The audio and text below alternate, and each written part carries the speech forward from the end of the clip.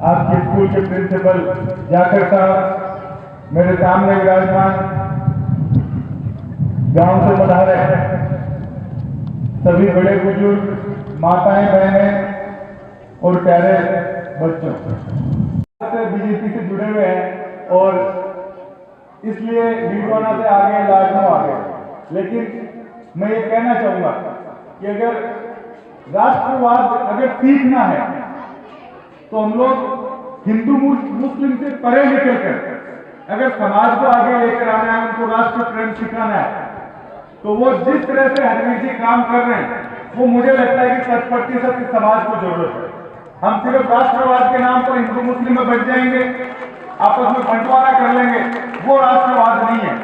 बच्चों को आगे बढ़ने के लिए, बच्चों को इस देश से प्रेम बढ़े, हम लोग कैसे उनका आने वाला भविष्य सिक्योर कर सकते हैं, कैसे उनको इस देश से, इस माटी से प्यार करना सिखा सकते हैं, ये मैं समझता हूं कि असली में राष्ट्रवाद है।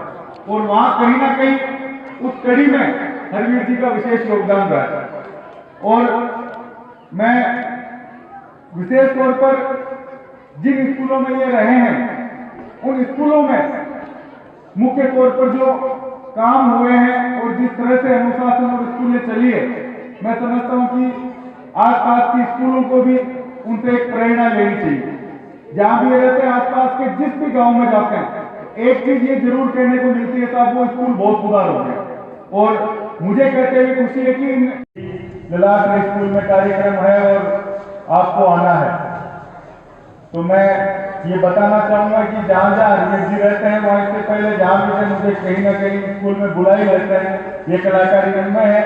और मुझे विशेष तौर पर इनके बुलाने में वहां जाना इसलिए अच्छा लगता है कि पूरे दायित्व से और पूरा अपना 100% काम से, 100% मेहनत से जिस भी स्कूल में रहते हैं उस स्कूल में चाहे पढ़ाई हो, चाहे वहां सुविधाएं हो या वहां संसाधनों की कमी हो, उनको पूरी तरीके से पूरा करने का ये काम करते हैं।